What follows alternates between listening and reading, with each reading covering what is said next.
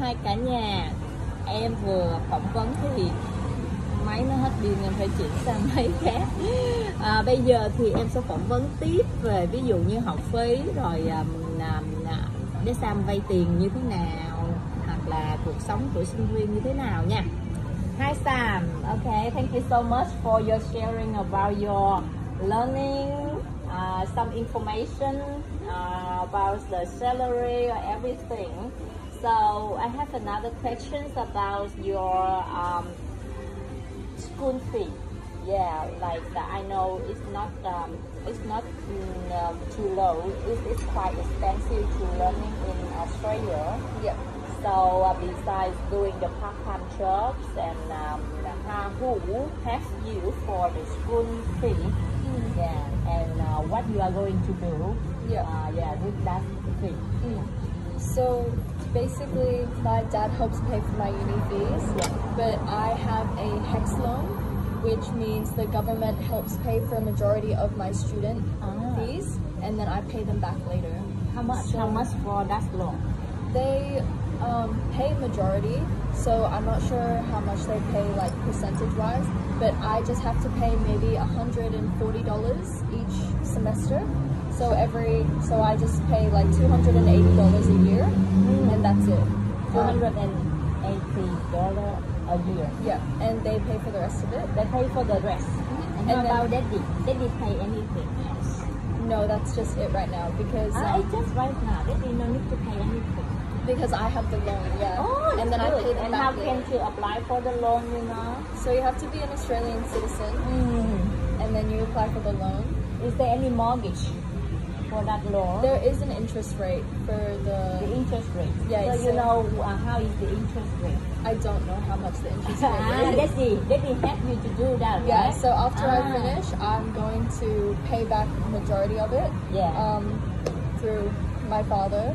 And then, because if I leave it for longer, like if I leave it for 10 years, it'll be way more money than instead of like paying straight. So according to my understanding, your daddy is applying for the loan. No, you are the applicant. Yeah, you are the applicant for the loan. Yeah. So you will know the interest rate. It's like a HEX debt, so they help students by paying for them now, and then they pay back later. It means you loan from the agent, or look like. But it's only education, only university. For the university. Only for university. Not loan directly from the bank. It's not from the bank. It's from the government. Not from the big four. Not for the big four. Yeah. No. For someone we call the lender or something. Yeah, it's just like a government helping system. The government having system. Oh, okay. Yeah, that's good. So no need anything for the mortgage. No need the mortgage.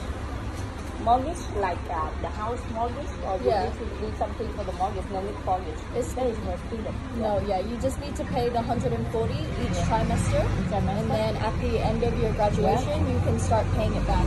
And you can pay it back anytime. You can pay like $100 a week, like little bit, and that helps. And what happens if we can finish the course? They still continue to get the loan, or they stop that loan? So because they've paid, once you graduate, once you earn a certain amount of money, you're expected to pay back. So you don't have to pay them back straight away, but you do have to pay them back, and then the more time. But what happens if we stop learning? So sorry. What happens if we stop learning in the middle of the way? In the middle, you still need to pay. If you failed classes, you still have to pay. But if you drop the class before a specific date, so if you drop it within the first week, you don't have to pay for the class. But if you drop it in week 5 or week 6, you still have to pay for the class because you drop it too late. You know? Yes, of course. Yes, of course. Yeah. I mean, if we stop learning in the middle of way, it's like some students cannot finish the learning for the full learning time because they want to change to another like direction in their life, another career path. Yeah. so they still get the loan, or they need to disclose Well, the loan? it stops when they stop. So the amount of classes they've done, they have to pay for that, but they don't pay for the rest of the classes they haven't done. Okay. Yeah, so excellent. it stops when, That's good. Yeah, that's good. So daddy no need daddy to pay anything at the first.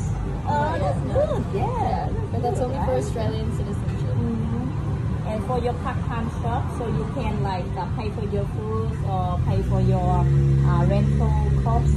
Yeah, you're doing the part-time jobs, and then you have some earning saving for your life. That's good. Yeah. So Sam, what do you think about let's say, for example, if you study university in Vietnam and if you study university in Australia, what is the advantage and disadvantage? Because if you live in Vietnam, you can live with your parents, your younger brothers, or sometimes you think of coming back.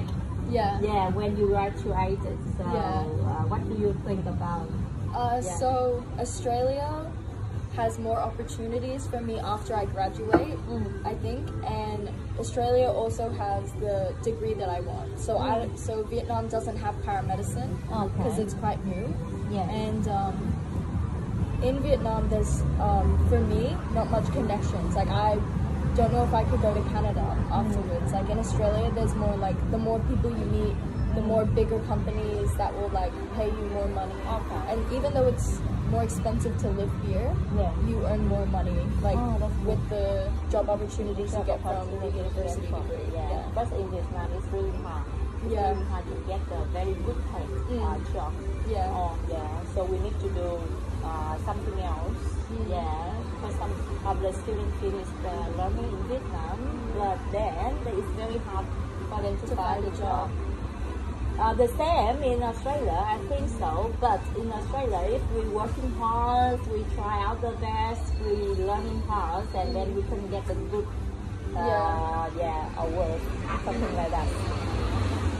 And then, how about coming back to Vietnam? I think it's really, it's not the good chance coming back in Vietnam, right? Because the living in Australia is not much different.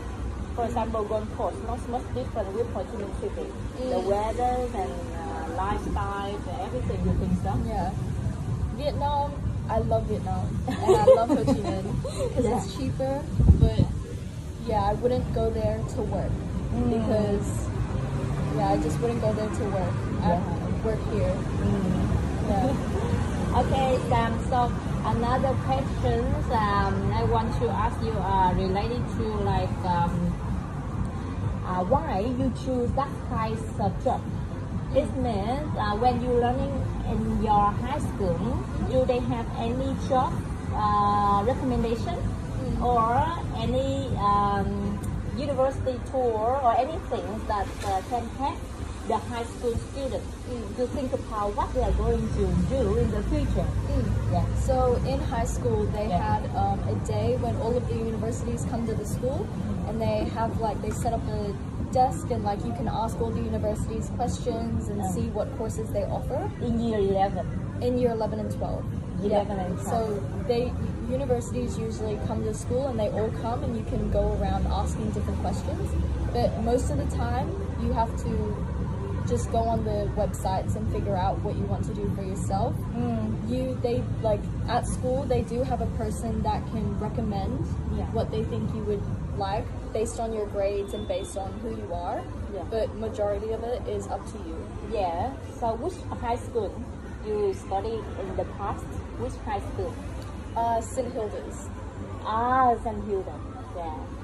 St. Hilda is one of the best girls' school. In Gold Coast. So that's why all of the girls are very talented and very independent. Really good.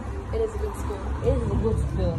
And as I know some kinds of high school students, they can finish the diploma certificate when they're learning at the high school.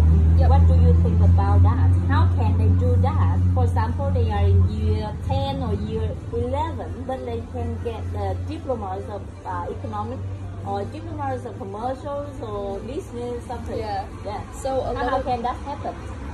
Well, the school funds it. Like, it depends on the school. Yeah. But I know at St. Hilda's they definitely have a diploma of business. Yeah. And you just have to sign up for that, and that's counted as an elective. So you choose that as one of your classes for grades 11 and 12, and then you graduate with a diploma of business at the end of grade 12. And but it's an extra course, so you have to pay extra for that diploma. So we use the school hour to study diploma. Yep. Yeah. So sometimes it's off campus, so you go with a group of girls and you go somewhere else to learn that diploma of business. Yeah. You need to pay. Normally, how much? You know? I think roughly $3,000, $5,000. Yeah, for the diploma of business. Yeah. That's good. Yeah, excellent. How about driving? Yeah, that is a good question about. Now you got the driver license already, right? Congratulations! So share with me a little bit experience how students can get the driver license. So it was very hard for me because I was in boarding school and I didn't have my parents, and so I started my driving license very late. And so I did a lot of driving lessons because that was the only person that could drive, because you need someone else to be in the car with you. So if you have your parents, they can drive you around on your L's, and you just need 100 hours. 100 hours. 100 hours. Yeah. And if you buy driving lessons from a driving instructor, that counts as times 10. So if you do 1 hour with them, that's 10 hours. Yeah. And so I did a lot of driving lessons with the instructor. And that's maximum 30 hours. 30 hours. So 30 hours, and then I drove the rest with my dad and people who could drive, and then I have to do the test. Yeah. So totally, how much you cost you? How much cost it you for that? So because you need to pay for the instructor. Yeah, so I need to pay for the instructor. Like 1,000. It probably worked out to be, maybe about $800 for all the lessons I did. And then fuel, and then if you don't have a car, you have to borrow the driving instructor's car. Yeah, borrow the car as well. Yeah, so when you do your test and you borrow the instructor's car, you have to rent their car as well. Excellent. So you passed the test at the first time. Congratulations, you are so good. Yeah. Yeah. Okay, that's good. It's roughly about 1,000 something. Yeah, but really, really hard, and the students, they need to try their test. Because driver license is very important, very essential for them to do the part-time job, right? Yeah, I don't think so. And then you can take the bus. Yeah, I think public transport is really good here because to get a car, you have to pay for fuel, and the car is expensive. But insurance. Yeah, and insurance. So public transport on the Gold Coast especially and around Australia is really good, and it's really cheap. So they can do a part-time job with that as well. Yeah. Like, how cheap? Like you buy the ticket, you buy monthly tickets. How much? Oh, you just buy the card, and then you have that forever. And then you just tap up you put $20 into the card, and that'll last you like a month. Oh, $20 a month, and we can use all kinds of the bus. It depends how much you go. How much you go? Yeah. So the more you go, the more you have to put money into your card. But the more go. Yeah, that's good, right? Yeah. Because I saw a lot of students, they do the part-time job and they take the bus. Yeah. And we have the bus station everywhere. And then you can work a little bit. Yeah, that's good. Yeah. Thank you so much, for your sharing. You are so lovely. Yeah, I think your information is very important and very helpful for other students, for someone they are going to marriages or going to have the overseas study. Yeah, thank you so much. Thank you. Mọi người ơi, thì Trinh vừa phỏng vấn rất là nhanh, bé Sam rất là dễ thương về mọi thứ. Thì Trinh hy vọng là sắp tới Trinh sẽ tìm được những cái bạn sinh viên khác nữa để Trinh phỏng vấn, để cho mọi người có một cái nhìn nó cụ thể hơn về một cái ngành học nào đấy mà con em mình trong tương lai có thể học ở nước Úc, cũng như là cuộc sống như thế nào, rồi thế này thế kia thế nào. Dạ, hy vọng là mọi người ủng hộ kênh của mình nha. Tạm biệt cả nhà. Thank you Sam so much. Love you so much. Thank you. Bye bye.